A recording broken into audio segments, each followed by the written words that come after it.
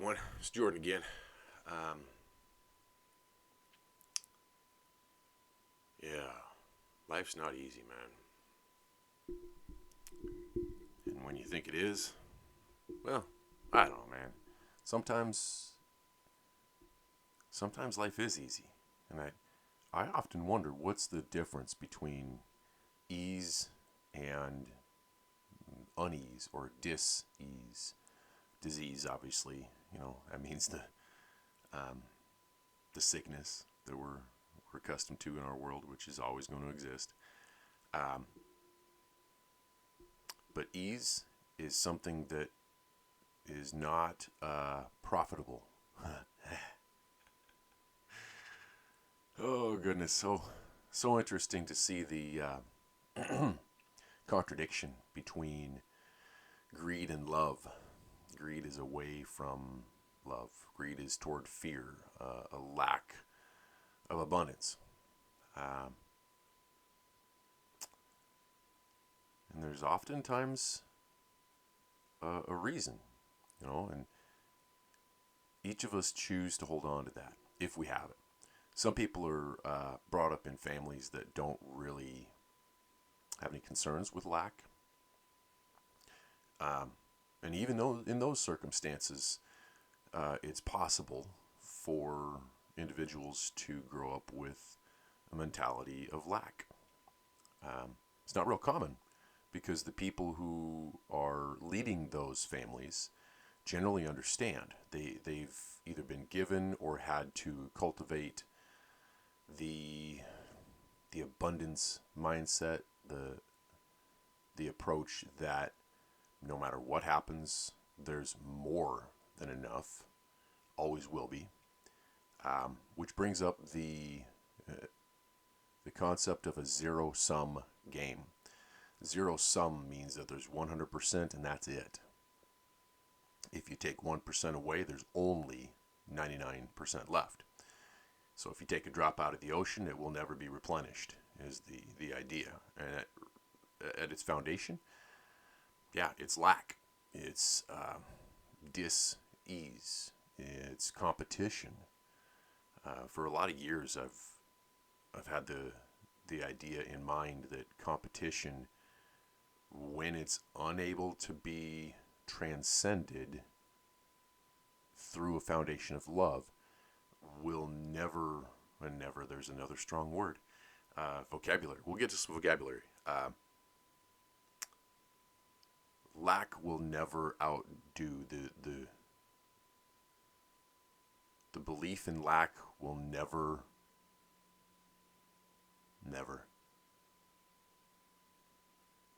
outweigh the power of love. Oh man, I can feel it. There's something going on. Not sure if it's a revolution, an awakening. There's a lot of energy in the world right now, and more people are becoming aware of it. A lot of shifts happening in the universe, internally, in our world. Discoveries are happening. There's claims that aliens are coming to our world to make themselves known, as if we haven't known that there were aliens. Alien is a funny term. Alien means just different, an unknown, illegal alien, right? My daughter and I talk about the foundation of fear, what it is, and where it exists, how we keep it alive. We talked about this for years, probably close to 10 years. And our shared definition that we've come up with, that I've done my best to find the truth in, fear is the unknown. That's all there is. If it's known, there's no fear. There might be some excitement. And excitement can be fearful at times. at the same time, if there's no, I like to get into the weeds here and see, is there truly any fear when everything's known? Deepak, or one of the spiritual leaders that I study, forget who, there's so many, talks about the idea of separation, that there is no true separation between you and I. And when we get to a molecular level, when we're talking quantum physics, no difference between the molecules here in the microphone and the molecules here in me. Pete Holmes is one of my favorite comedians, and he goes through a routine that the molecules, scientists don't know why either. So, the molecules, when I touch the microphone here, a few of the molecules from the microphone transfer to my hand. A few of the molecules from my hand transfer to the microphone. And when we ask scientists why, they don't know.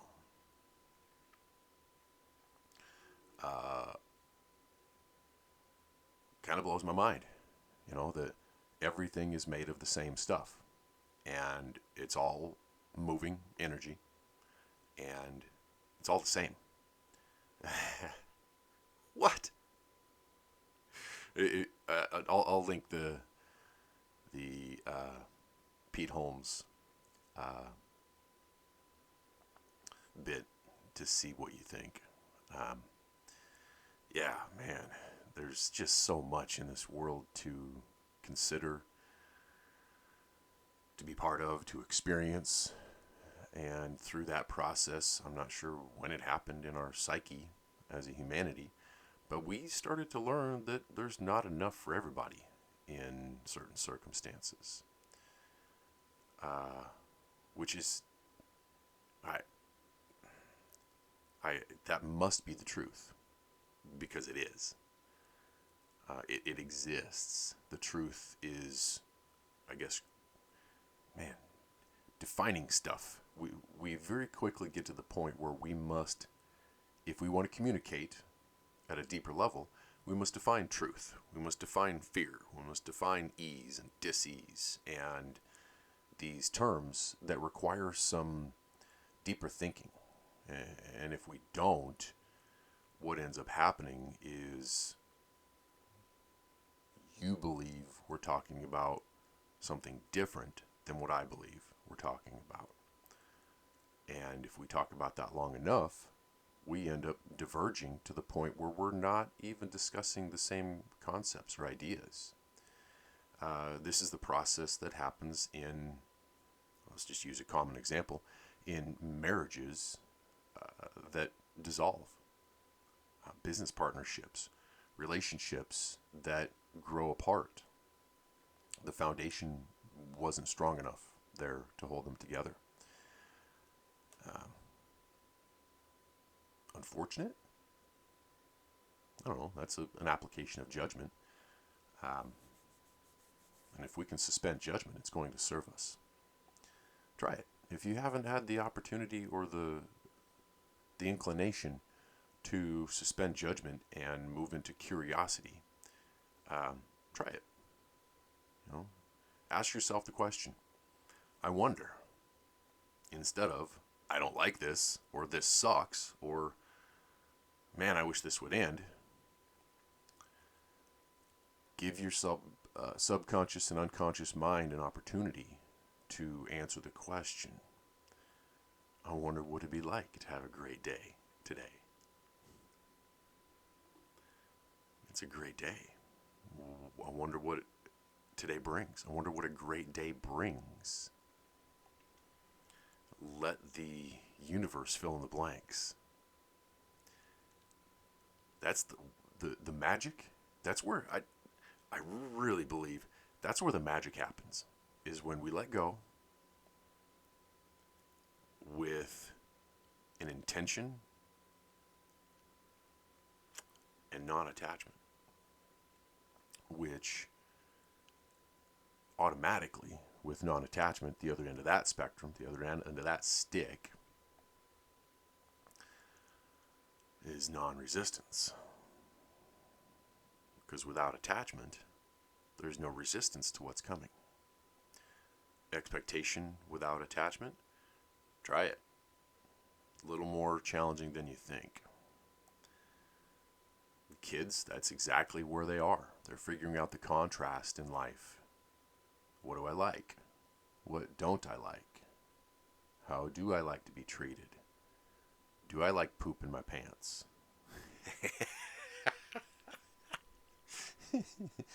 Oh, goodness. Until we are given the tools as children to communicate in the ways that we as adults have been conditioned, there's not much communication other than with the intimate relationship that child, infant, has. And that is generally with mother, and at times can develop with other family members. You know, dad is a big one there. That's how we're made, too. We're not made to grow up without an example, without direction, without a village or a tribe to raise us, to bring us up in a way that is appropriate to become productive in our world. Brings me to the a leadership, the teachings of a leadership conference I attended. And this is almost a marked turning point in my life. And in fact, it was. I discuss it a lot. And my girlfriend will tell you, oh man, that was a tough one. Oh, wow. Going to Las Vegas and Arizona in the middle of that leadership conference on a speaking tour to speak to children at youth organizations, speaking on disc golf and self-empowerment and discipline and honesty and the things that we want to engender our kids with. That was one of the most difficult things I'd ever done. Let me tell you why. Teresa's 40th birthday party was scheduled for late January, early February, somewhere right in there. Her birthday is January 31st. And I had this trip scheduled for mid-February. Yeah, leaving mid-February, right in there. And for some reason or another, her birthday party ended up getting rescheduled, delayed. I don't remember why, but it got pushed beyond the date that I was leaving, so I wasn't going to be able to make it. Wow, that was, a little challenging. Woman I love, something in scheduling changed, and my plans were not going to allow for me to be at her birthday party. 40, right? Big one. And she was excited to introduce me to all of her friends, because I had been kind of a mystery up to that point for a few reasons. And so the time came where I was leaving, and I wasn't able to reschedule this without some major implications to my reputation, my commitments. I wouldn't be able to hold my word. And that's right in the middle of this leadership conference on the ontological and phenomenological study of leadership and how we show up in those circumstances, how we react to what happens. Part of which is the idea that context determines everything. Thank you, Joe, by the way. That term comes up again and again in my life. Context determines everything. And when I bring it up and people start to think about it and realize it, they agree. Context determines everything. So in this leadership conference, my word, became paramount. that there is nothing in this world other than my word, and there's no way to keep it 100% of the time.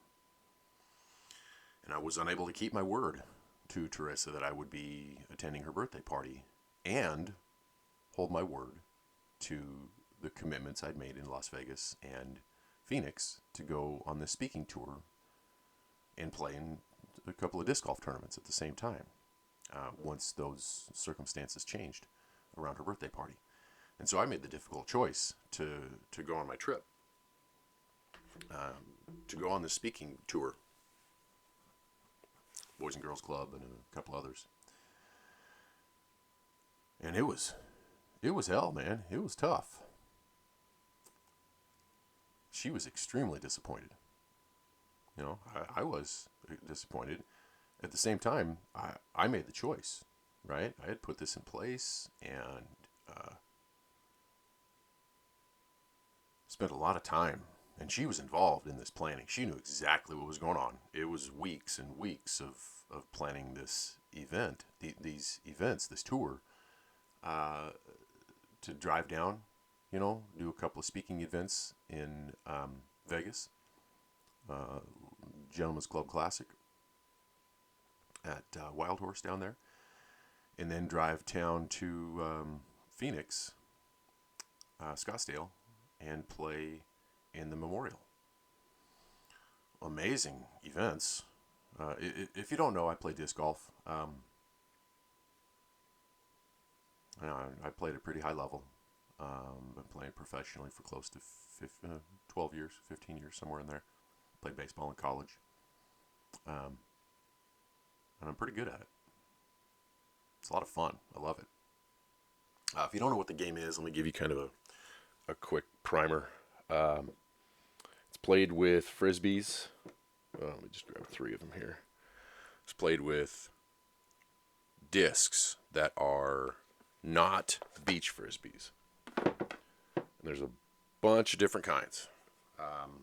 First off, this is a fairway driver. I don't have a distance driver right here. There's a bunch of them over there, mid-range, and a putter. Pretty sharp. The distance driver is a lot sharper, and then they get more blunt as you go. And they do all kinds of things. Some of them, when you throw them, turn to the right. Some of them turn to the left. Some of them roll. Some of them stay straight. Depends on how you throw it.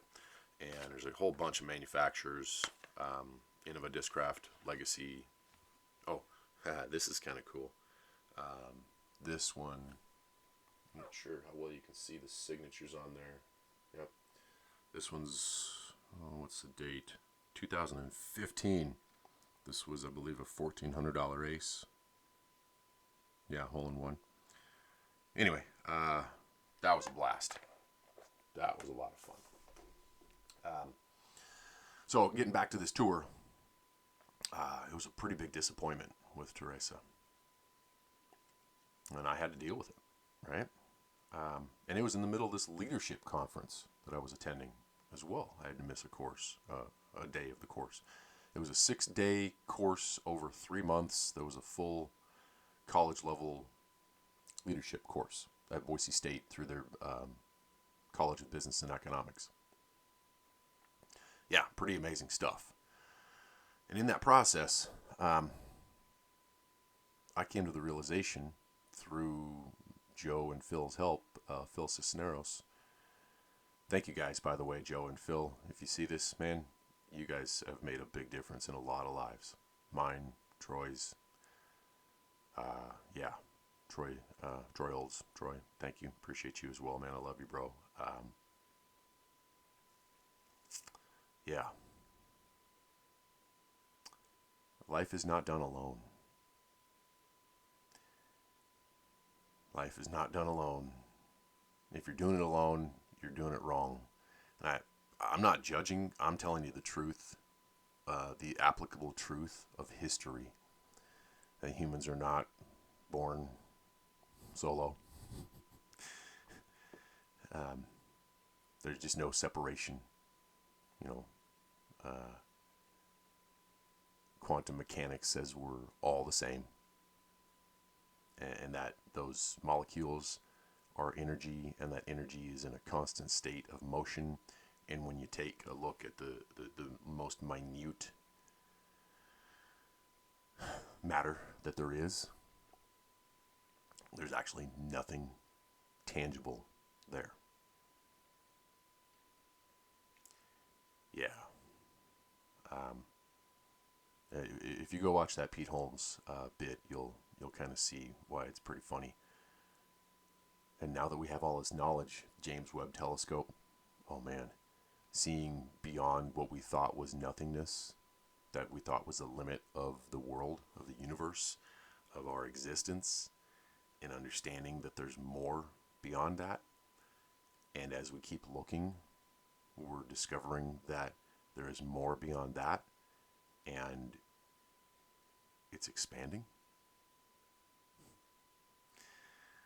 Yeah, the model just broke. The mental algorithm, the thought process behind what reality is no longer. New paradigm, man.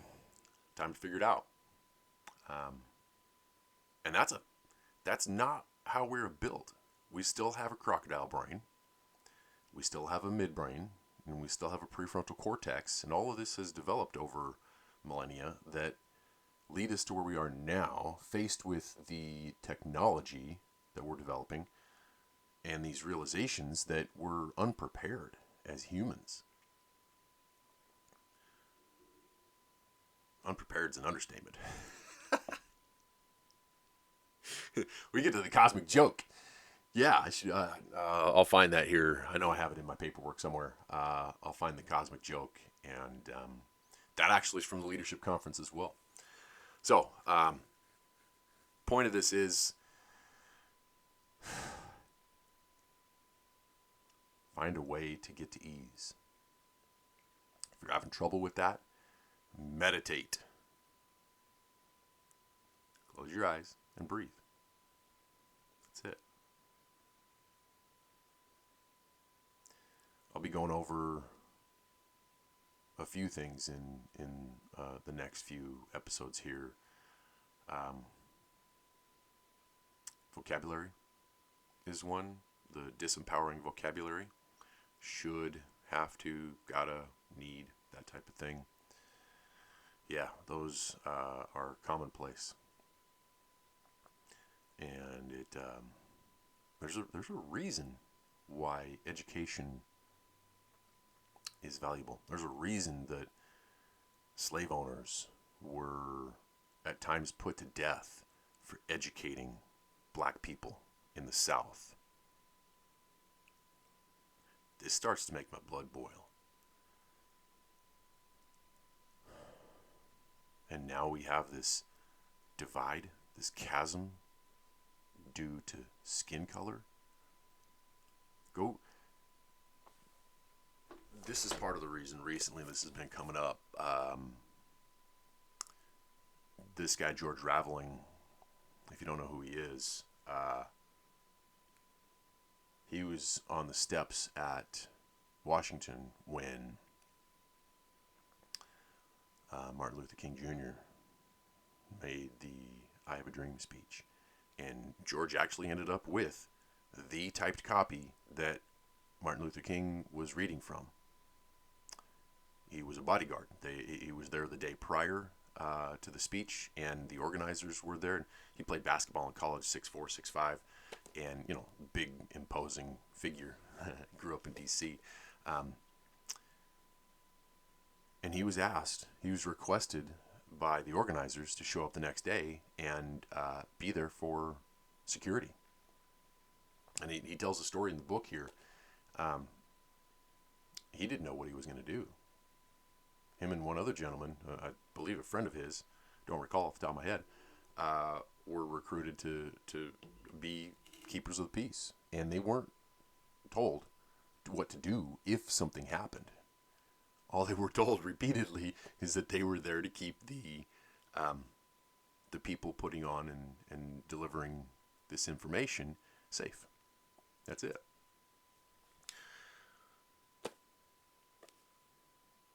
George has a heart, just like I do. George is black. Who gives a fuck? My mom was a nurse. She was here to help people. She took the Hippocratic Oath, which I'm at times having challenges with. That oath is to serve, do the best that they can as a nurse, as a healthcare provider. It doesn't matter if you're fucking black. It doesn't matter if you're a newborn or on your deathbed. You're human.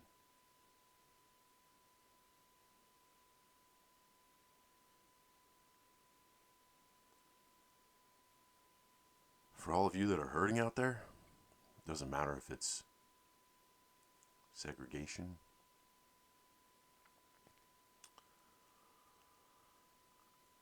Israel, Ukraine. A friend who has a nonprofit who picks up where the Red Cross and other large nonprofits drop off. A lot of those come in and they're there to save the day and put a band-aid on things and then leave once the fanfare is gone. Shannon actually picks that up. So what he did, he took a team into Ukraine and they took over like a half a dozen Sprinter vans, and they were taking medical supplies and food and water in on trips every day. They'd run 90, 100 miles an hour through the desert, because if they slowed down and stopped, they would be targets. Worked with him for probably maybe 3 months or so, a few months in South Dakota on a project a couple years ago. And man, I could tell this was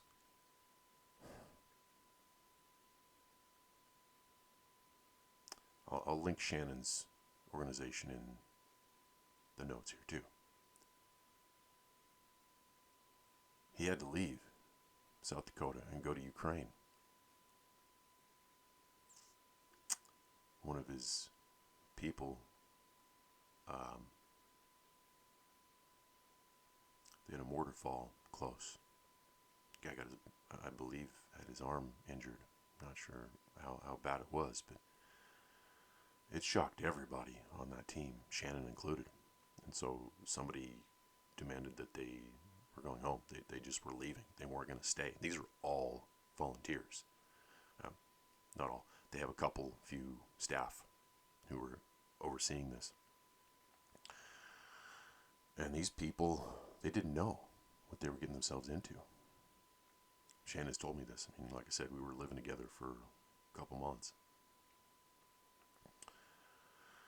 Wow, man. After he left, I didn't hear from him for a couple of months, and after texting a few times, and it was a little frightening, when he'd pop into my head going, oh wow, I hope he's okay. I hope he's okay. I hope he's okay.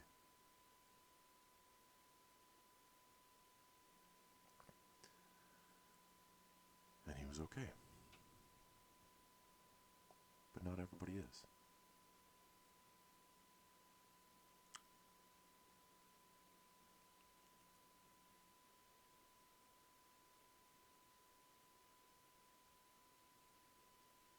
I'm not.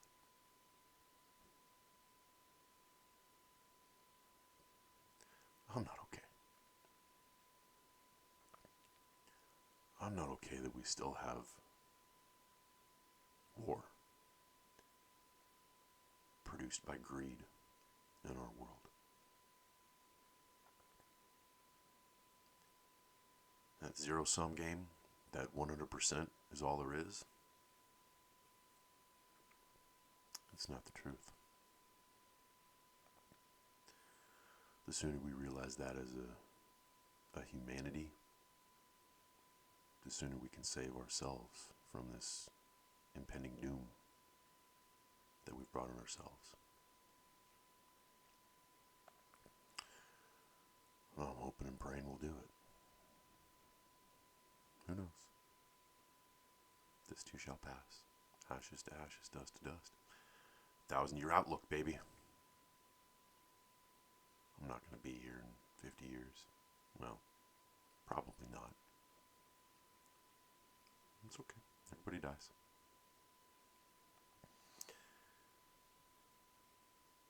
What I am going to do is use everything I have.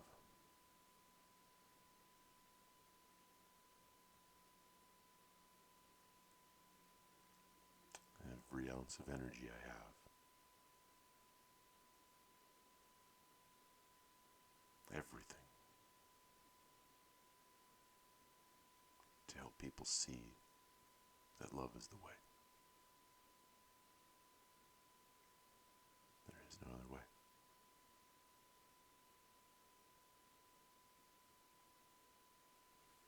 Thank you. See you next time.